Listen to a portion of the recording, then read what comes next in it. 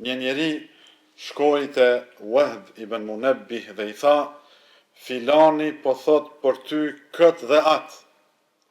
Filani ka fol kundër teje, e ka thonë këtë fjalë.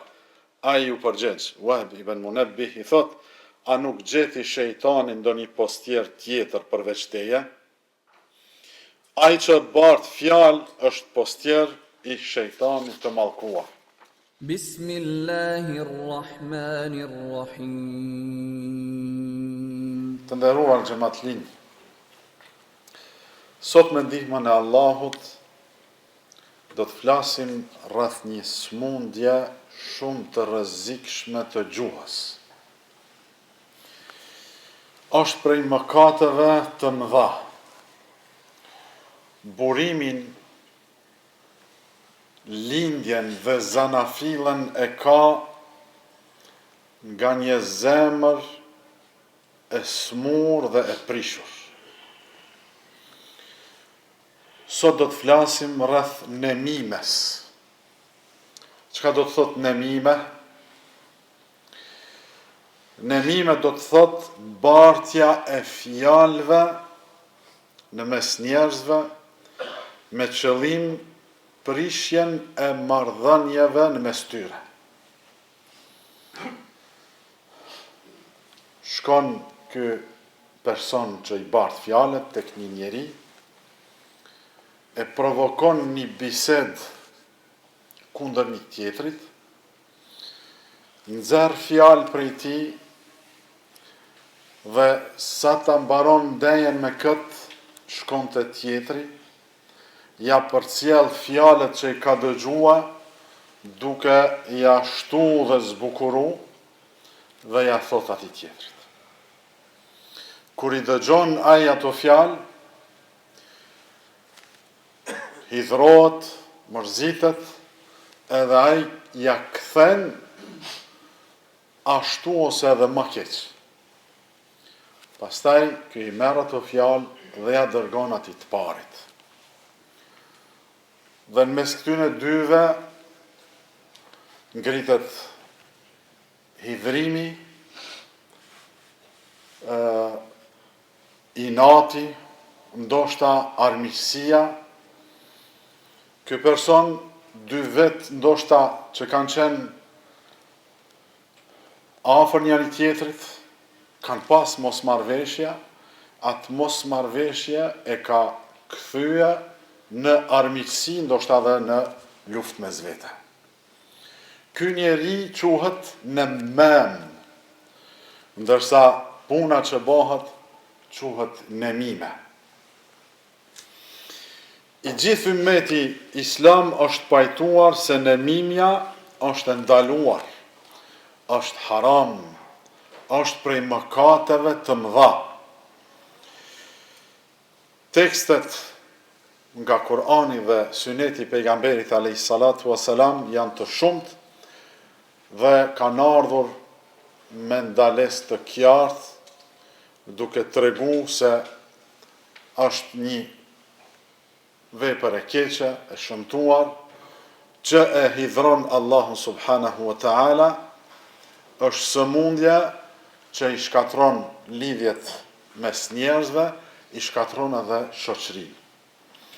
Allahu azza wa jall thot: "Wala tuti' kulla hallafin mahin, hammazin masha'in binamim, manna'in lil khayri mu'tadin athim." Mos ju bind, mos e dëgjo çdo betues të ulët. Njerëz ka që betohen për pak e për shumë. Për qeshësit që përhap fjalë mes njerëzve, njerëz që tallen me nënçmim dhe që e fusin përçarjen mes njerëzve, që e pengon të mirën, është shtypës i shtyp të tjerët, u merr të drejtën të tjerëve dhe është keqbërës.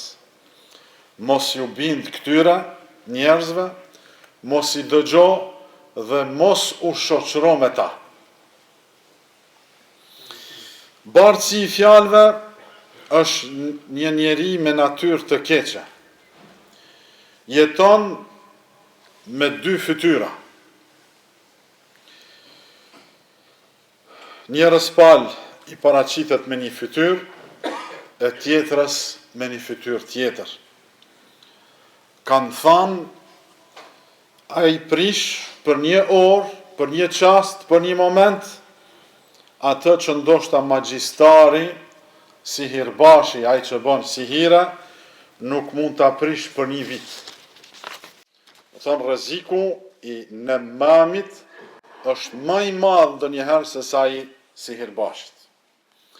Bartësi i fjalëve prish familjet, hidhron shoqëri të vjetër, ndan në grupe, shkakton çrregullime në shoqëri. Ai nuk njeh burrni, as fisnikri, as nder, ndryshon sipas situatave dhe interesave që ka. Ai është prej njerëzve më të këqij. Pejgamberi sallallahu alaihi wasallam ka thënë: Inna sharra an-nasi dhul wajhayn, alladhi yati haula'i bi wajh wa haula'i bi wajh. Njerëzit më të këqij janë ata me dy fytyra, që shkojnë te këta me një fytyrë dhe te të tjerët me një fytyrë tjetër. Bartësi i fjalëve e shet fenë, e shet nderin e tij, e shet burrnin e tij, vetëm për ta kënaqur shpirtin e tij të smur, që kënaqet vetëm kur i shet të tjerët në gjendje të keqe.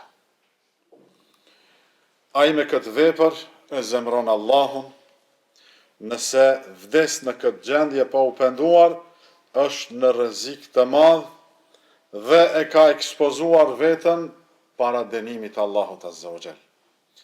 Shënon Imam Buhariu dhe Muslimi nga Abdullah ibn Abbas radiallahu anhu se Rasulullah sallallahu alaihi wasallam kaloi pranë dy varreve dhe tha: këta të dy, i ka pa dy varre pejgamberi alayhi salatu wasalam, dhe thot, këta të dy po dënohen, janë duke u dënuar tani, dhe nuk po dënohen për diçka që dukej e madhe para njerëzve. Kanë mendu njerëzit se mëkatet çka i kanë bërë nuk janë diçka të mëdhaja dhe të rrezikshme.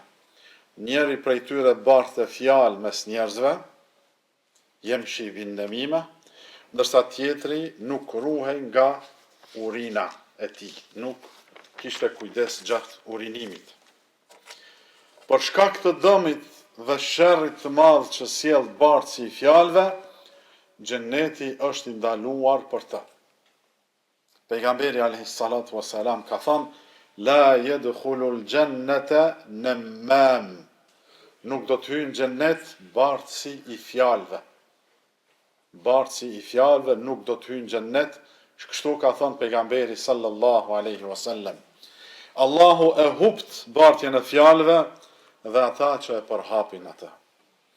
Sa shumë kanë bën dëm, sa marrëdhënie kanë prish, sa tmetat të njerëzve i kanë zbuluar, sa shtëpi i kanë shkatruar, sa familje të lumtura i kanë përqa, sa shpirtra të pafajshëm i kanë marrë në qaf.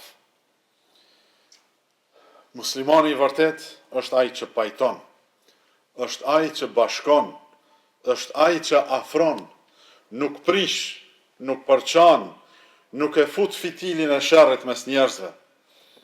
Muslimani i vërtet gjithmonë i bashkon zemrat kur ato largohen, kur ato hidhrohen dhe i shuan përçarjet kur ato ndizen.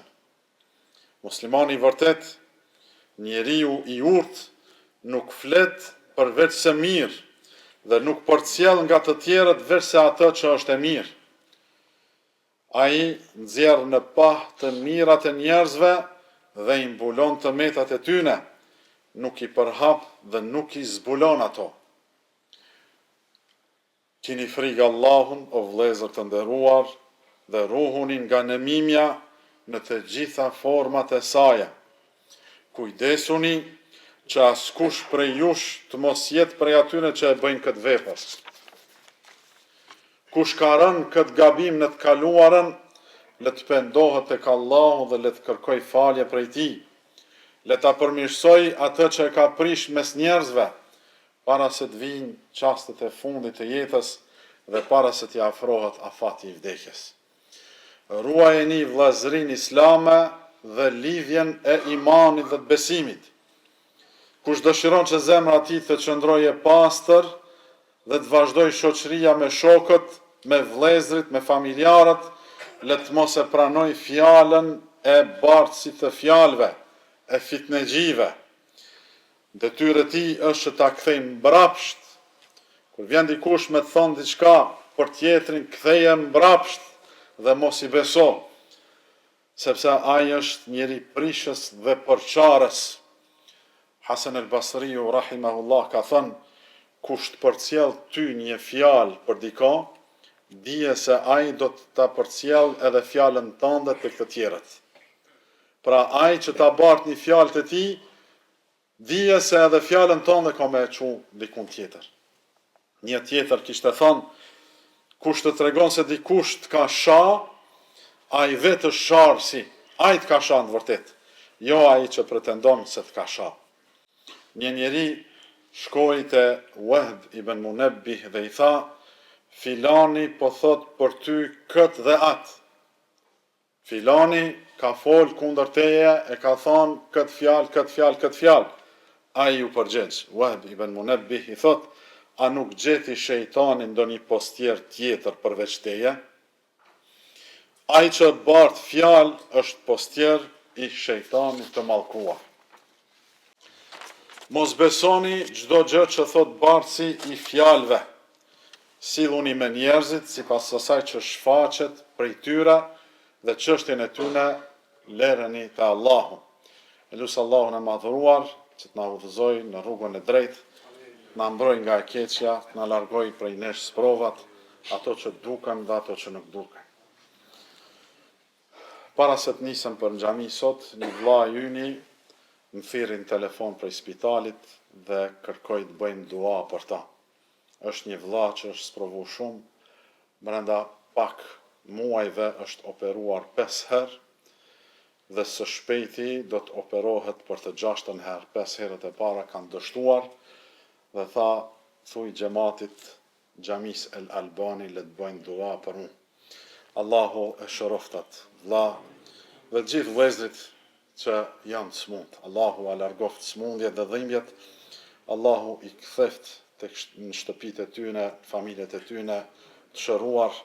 O Allah, gëzoj ata dhe neve me shërimin e tyne. O Allah, pastroj ata nga çdo mëkat, ngriti në grada të larta në xhenetet e Allahut, xhenetet e tua.